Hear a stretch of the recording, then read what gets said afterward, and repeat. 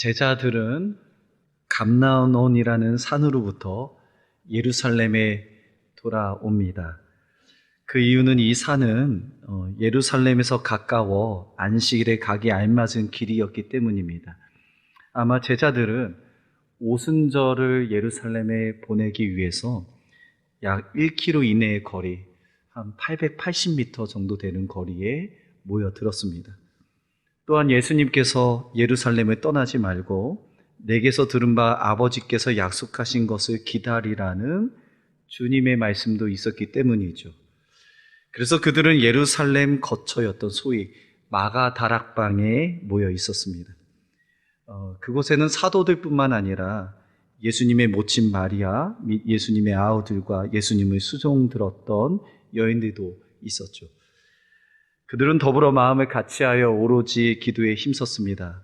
흩어지지 않기 위하여 약속하신 주님의 말씀을 붙잡고 끈기 있게 기도했고 또 한 마음으로 기도했습니다. 그리고 계속해서 기도했습니다. 오순절이 오기 전까지 예수님이 승천하시고 40일을 계산해보면 약 10일 정도 그들은 한 곳에 모여 오로지 기도에 힘썼습니다. 오늘 본문은 그 모인 수가 대략 120명쯤 되는 것을 기록하고 있죠. 성도는 120명의 수가 좀 상당히 많다는 느낌을 주기도 합니다. 그러나 실상 절기의 예루살렘의 성전에 모여드는 수많은 무리에 비해서는 많지 않은 숫자입니다. 또 예루살렘의 성전의 규모, 길이 180m, 그 다음에 폭이 120m에 비해서는 지금 그들이 모여있는 마가 다락방은 가정집에 지나지 않은 아주 작은 공간이고 아주 적은 수의 모임이었습니다. 그렇기에 예루살렘의 사람들은 마가 다락방에 모인 120명을 전혀 대수롭지 않게 여겼을 겁니다. 또한 그들의 기도의 내용에도 더더욱 관심이 없었겠죠. 부활하신 주님의 약속하신 말씀만 있고 또 주님의 승천을 본 소수의 사도들만 있었습니다. 앞으로 자신들의 삶을 통해 어떻게 어떤 일이 전개될지도 모르는 불투명한 상황 속에서 아무도 그들을 주목하지도 못했고 그들 스스로에게도 미래적인 확신을 가지고 확정 지을 수 없는 상황이었습니다. 게다가 그 120명 가운데 성경의 기록에서 보면 밝혀진 소수의 사람을 제외하면 나머지의 대부분 이름은 이름조차도 찾아낼 수 없는 무명의 존재들이었습니다. 갈릴리 사람들아 라는 이 주님이 승천하실 때에 흰옷 입은 두 사람 천사들의 호칭처럼 그들은 겸손하고 자신들의 영적 위치를 잊지 않아야 하는 자들이었지만 실상 그들은 평범하였고 그 중에는 비범하다고 말할 수 있는 사람이 없었습니다. 그러나 그들이 그곳에서 한 마음으로 힘써 기도하는 그 순간부터 하나님은 평범한 그들을 택하셔서 비범한 일을 시작하십니다. 그 순간부터 그곳에서부터 세계의 역사를 새롭게 이제 쓰고 계신 것이죠. 하나님의 나라의 일이 새 성령의 역사의 거대한 물줄기가 바로 그들로부터 시작되고 있습니다. 성도 여러분, 그것은 로마 제국의 화려한 왕궁이 아니었습니다. 그리고 수많은 무리들이 예배하러 응집하여 모여든 그 예루살렘의 성전도 아니었습니다. 지체 높은 귀족들의 모임도 아니었고 또 힘이 있는 유력자 모임도 아니었습니다. 구약에 능통하고 어찌 보면 종교적 열심이 있던 그런 종교 지도자들의 종교인들의 모임도 아니고 비천하게 여겨지는 갈릴리 출신 사람들의 기도 모임에서 새 역사의 물꼬가 터지고 있습니다. 심지어 몇몇을 제외하고는 이름이 없는 무명의 존재에 불과한 보잘것없는 120명의 그 사람들을 통해서 이런 큰 일이 시작된 것을 우리는 기억해야 합니다. 왜 그럴까요? 그들 안에는 주님의 말씀이 있었습니다. 그 말씀에 자신들의 삶을 내려놓고 주님의 때와 시기를 기다렸던 진정한 신앙이 그들 안에 있었습니다. 그들이 진정한 그리스도인이었습니다.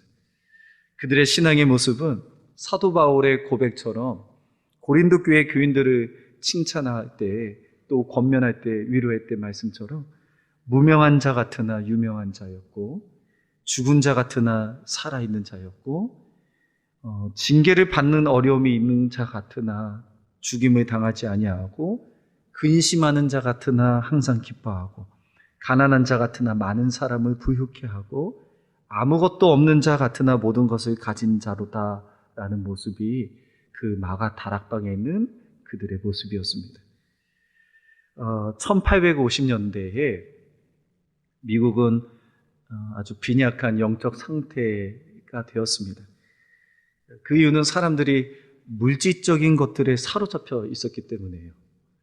그러니까 어떤 돈의 문제, 재정의 문제가 너무 어려우니까 이 영적인 상태도 아주 피폐해지고 침체의 길을 겪을 때였습니다.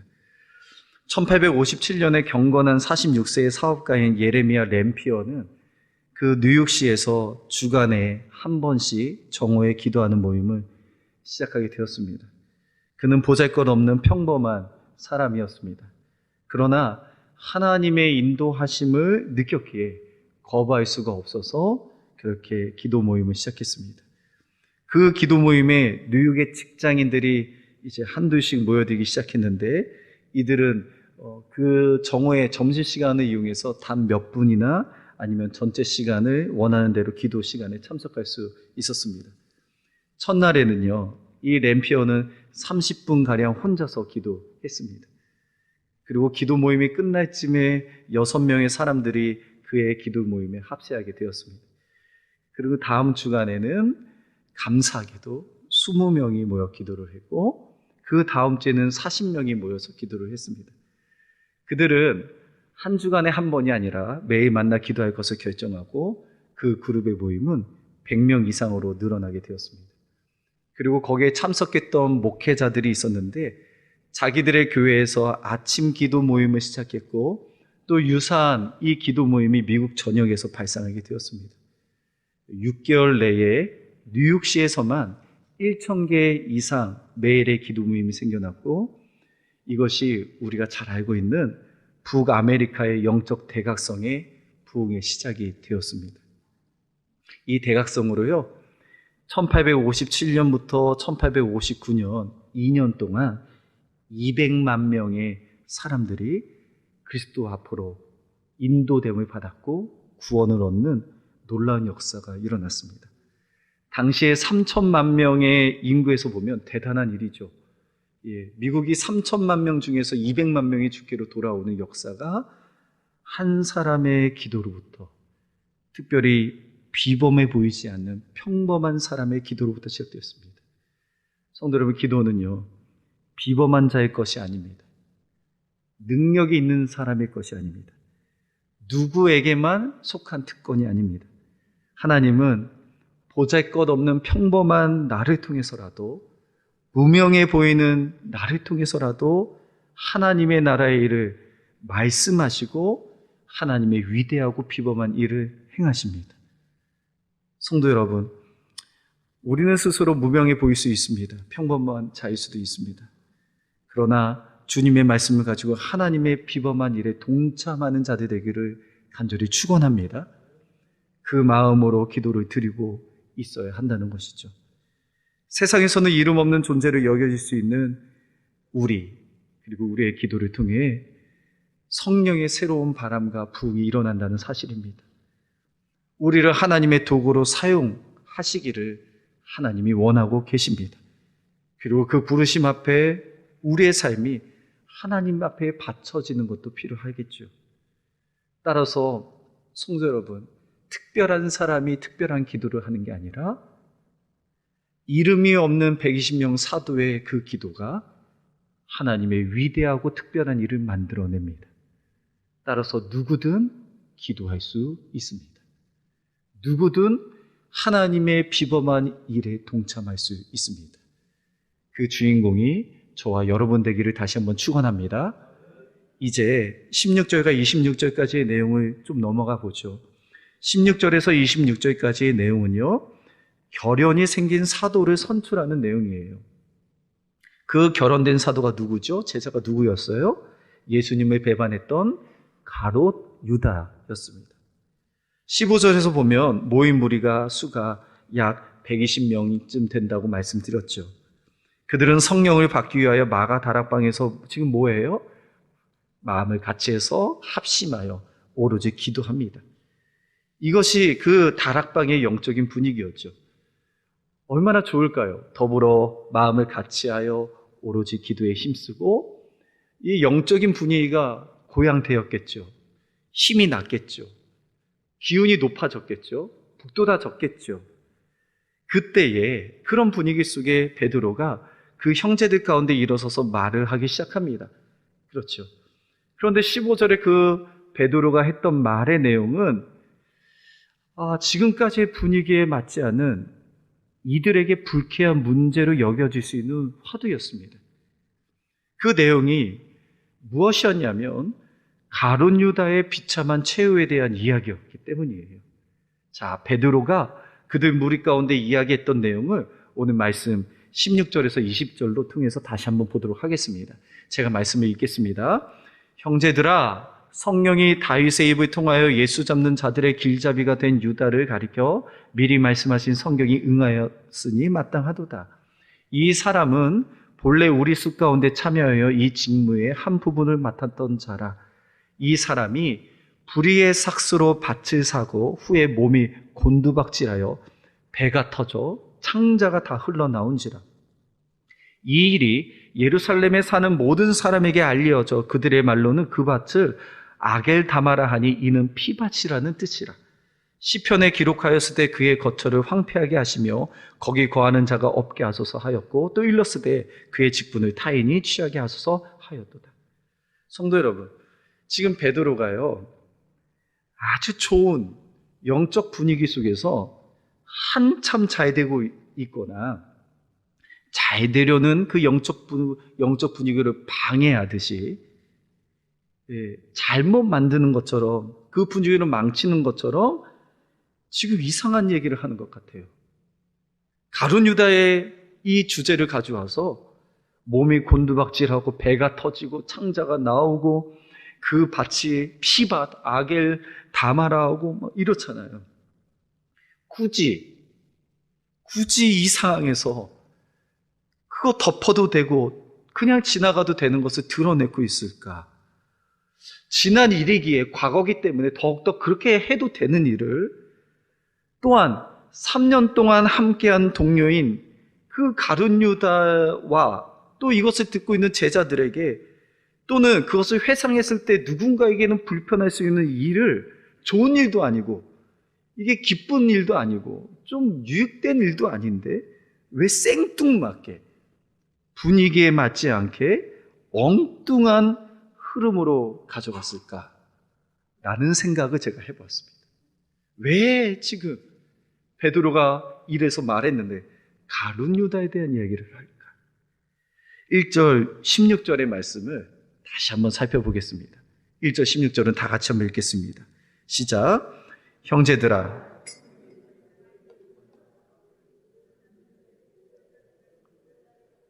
미리 말씀하신 성경이 응하였다. 마땅하다. 성도 여러분, 형제들아 부르고 나서 16절의 그 이야기를 보니까 지금 가룟 유다와 관련돼서 베드로가 무엇을 말하는지가 보이십니까? 1장 16절에서 중요한 단어 아니면 중요한 문구가 보이십니까? 예, 한번 유추해 보십시오. 그리고 용기 내어 말해 보십시오. 뭐가 보이세요? 예, 저는요 미리 말씀하신 성경이 응하였으니 라는 단어가 보이고 마땅하도다라는 것이 보입니다. 성도 이제 저를 봐주십시오. 가룟 유다의 비참한 최후에 대한 지적과 집중의 내용이 아닙니다. 지금 베드로가 전달하고 싶은 것은 응하게 된 말씀입니다. 성취된 말씀입니다. 쉽게 설명해 뭐예요? 말씀대로 되었다. 말씀대로 이루었다. 그리고 그 말씀이 된 것에 대한 말씀이 말씀되는 것을 믿는 것이 마땅하도다는 겁니다. 이 사도행전의 저자 누가는 부활하신 주님께서 그의 제자들에게 성경을 열어보시고 또한 성경을 이해할 수 있도록 그들의 마음을 열어주셨다는 맥락을, 이제 성경 말씀을 깨닫게 되었던 맥락을 이 가룟 유다의 사건을 통해서 기록하고 있는 겁니다. 쉽게 설명하면 이겁니다. 이전까지 해석되지 못했던 것, 해결하지 못했던 과거의 일들, 묵혀뒀던 상처와 아픔과 감정들, 불편했던 사건들이 오로지 힘써 기도할 때에 그 말씀 때문에 깨달아지니 이젠 그 말씀으로 그 사건이 해석되고 있는 겁니다. 마가 다락방에서 더불어 마음을 같이하여 오로지 기도에 힘쓰는 그 순간에 말씀이 깨달아졌는데, 어떤 말씀이요? 가룟 유다의 그 비참했던 말씀, 끔찍했던 말씀이 말씀대로 응하여 졌구나 라는 것이 베드로가 깨달아졌던 겁니다. 이 가룟 유다의 이야기가 중점일까요? 그게 화두일까요? 아닙니다. 말씀대로 되었다라는 것이 강조점입니다. 베드로는 그 얘기를 하고 있는 겁니다. 말씀이 반드시 이루어진다. 사랑하는 성도 여러분, 말씀이 반드시 이루어질 것을 믿는 우리가 되기를 간절히 축복합니다. 그겁니다. 가룟 유다는 예시일 뿐 결국은 그와 함께 했던 미리 예언했던 말씀이, 구약의 말씀이 이루어졌다는 겁니다. 이와 마찬가지로 말씀이 열려야 우리의 모든 것을 해석할 수 있습니다. 말씀이 깨달아져야 새로운 이해가 생기고 새로운 관점이 생깁니다. 제가 띵크 일기를 할 때 그런 것들을 많이 경험합니다.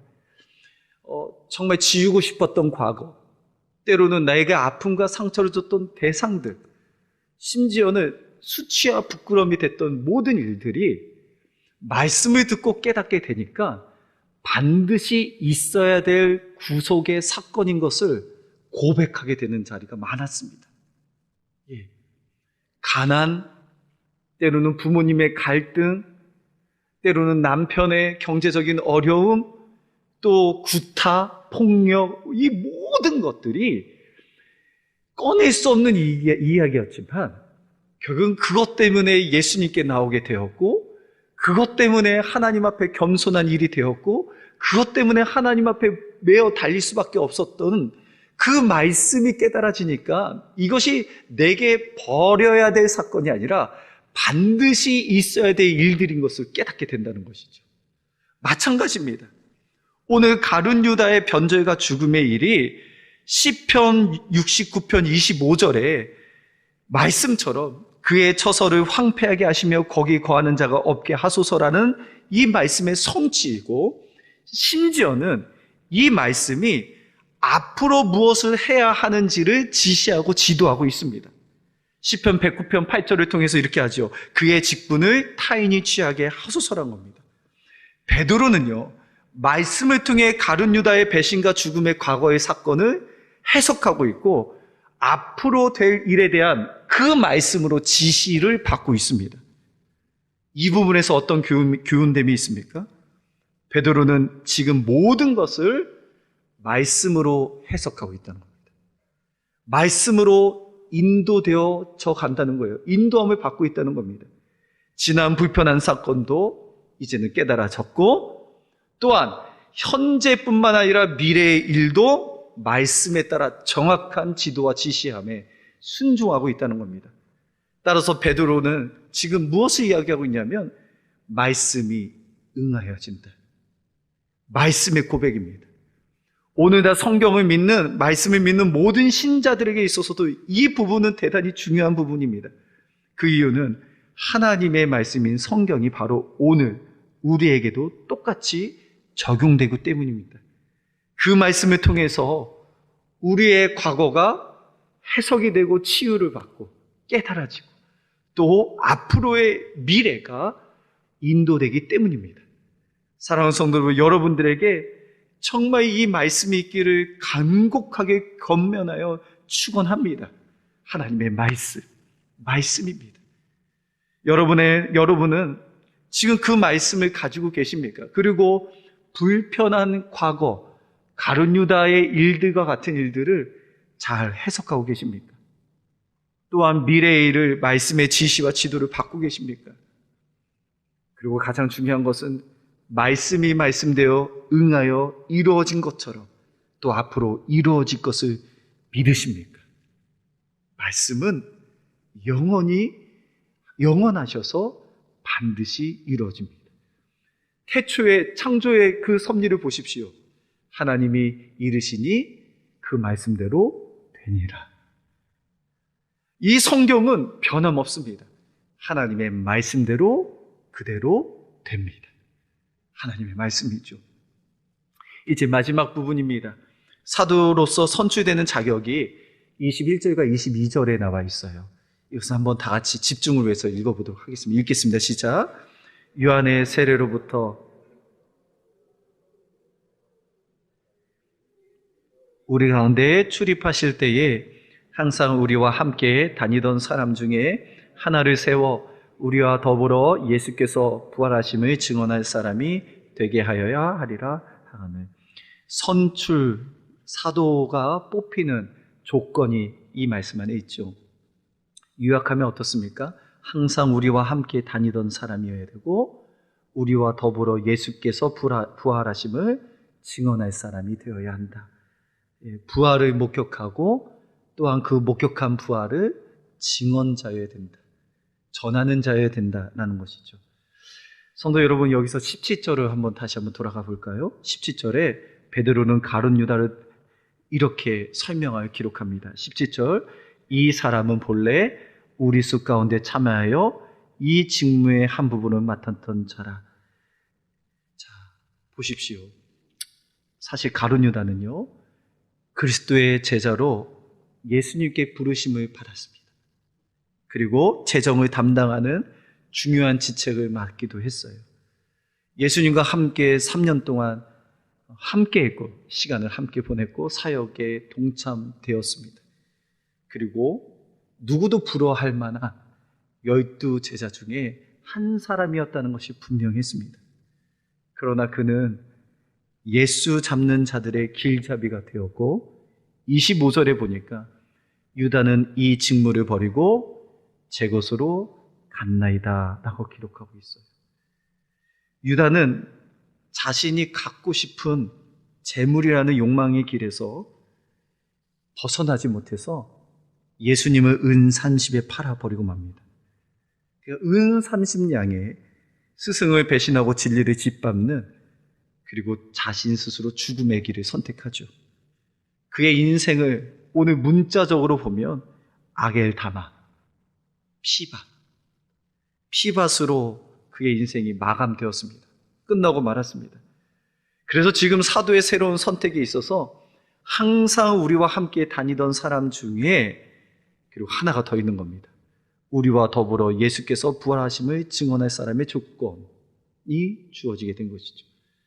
어떤 뜻일까요? 왜일까요? 가룟 유다가 예수님과 항상 함께 다닌 사람입니다. 누가 보면 신앙생활 잘했던 사람입니다. 재정을 담당하는 직무도 잘 중요한 직책을 맡았던 자입니다. 지난주 월요일날 가라지와 알곡에 대한 큐티의 말씀인데요.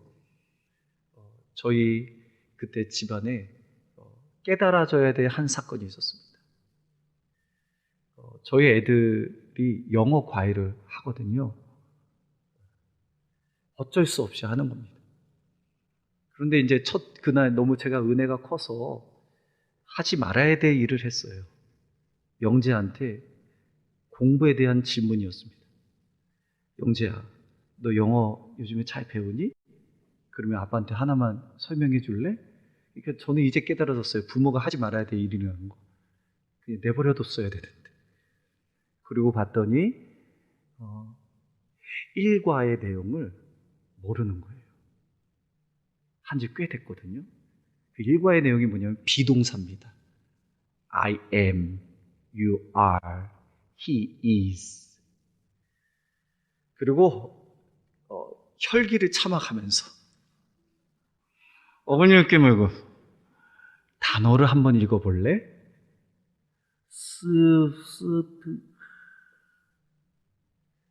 그때 영어 선생님이 제 혜원이를 가리키고 있는 시간이어서 그냥 돌려보내고 그날 그 과외를 끊어버렸습니다. 이것도 하지 말아야 될 일인가요? 근데 그 끊을 때 그날 큐티 말씀이 제 마음에 확 와닿거든요. 성령님께서 제게 하시는 말씀 같았습니다. 어떤 말씀이냐면 시간이 지난다고 해결되더냐? 저는 되게 화가 났어요. 왜냐하면 목회하느라고 누구한테 의탁을 했거든요. 선생님께 의탁했어요. 지금 보니까 선생님만 실력이 좋아졌을 것 같아요. 왜냐하면 선생님이 와서 가르치고 자기가 풀어주고 자기가 암기하고 그냥 하고 이놈의 자식은 그냥 아무것도 생각을 안 하고 하려고도 안 하고 하여튼 그럽니다. 예. 이거는 3부 예배를 영상에 올려야 되겠습니다. 평생 남도록 회개하라고. 근데 정말 그 공부시키는 거 쉽지 않거든요. 비용도 그렇고 여러모로. 제 아내는 사역하느라 애들 밥하느라 저 아픈 몸 내조하느라 정신이 없고 저는 목회하느라 정신이 없으니 누구한테 의탁을 한 겁니다. 근데 이 의탁 안에는 책임 회피도 있죠. 그냥 어떻게 되겠다라는 좋은 막연한 생각이 있었겠죠. 그때 제 마음을 친 겁니다. 시간이 지난다고 되더냐? 근데 그날 권사님 기도회가 있는 날이었습니다. 제가 이 고백을 동일하게 했어요. 그러면서 어떤 질문한 줄 아십니까? 가라지가 시간이 지난다고 바뀌겠냐?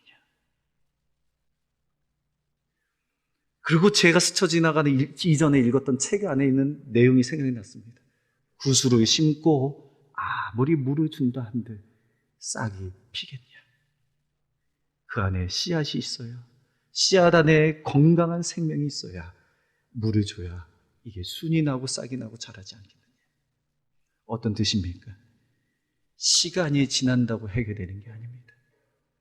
내가 가라지인지 알곡인지 구별이 필요한 것이죠. 사랑하는 성도 여러분, 여러분들이 정말 우리 심있게 모든 성도님들이 주님의 곡간으로 들어가는 알곡되기를 간절히 축원합니다. 가룟 유다는 시간이 지나도 해결되지 않았어요.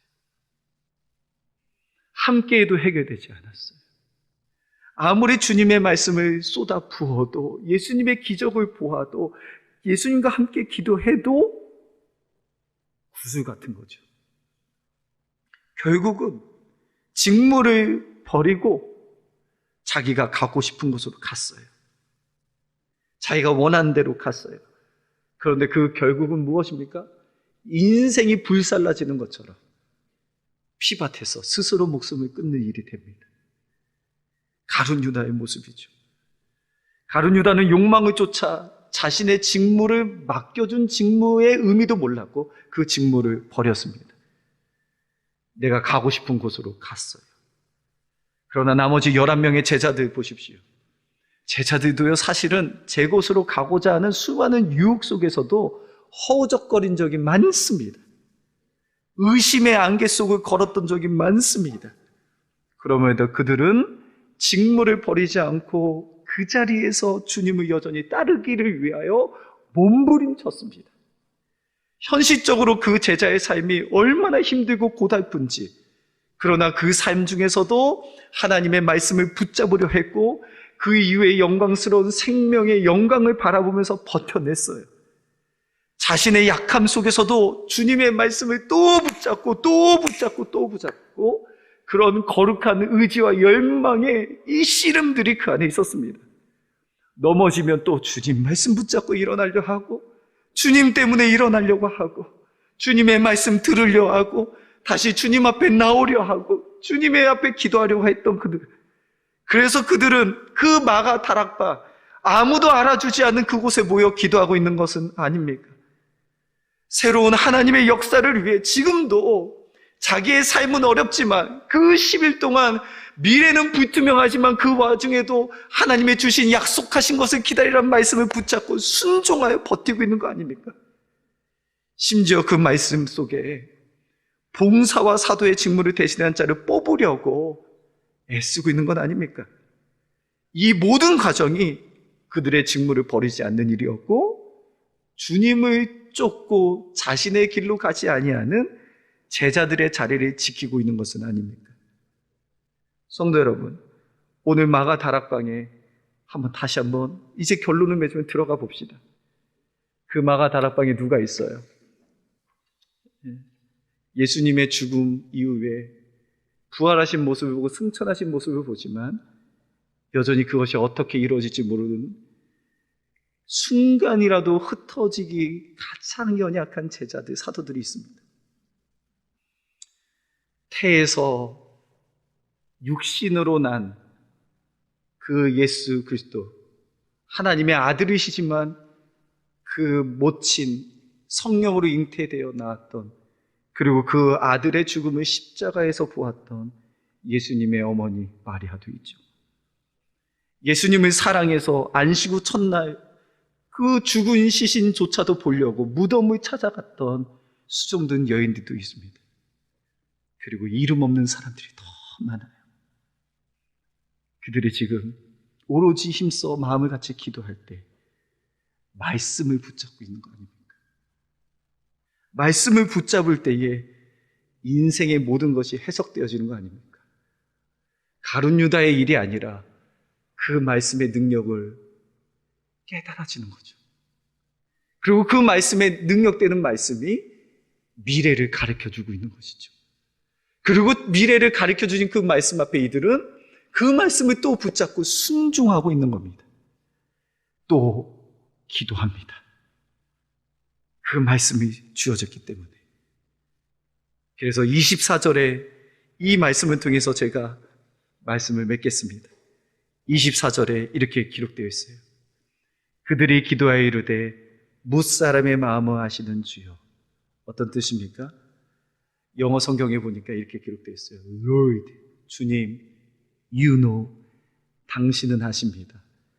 Everyone's heart, 모든 사람들의 마음을. 어떤 뜻이에요? 그 마가 다락방에 있는 그들의 마음을 주님은 다 아십니다.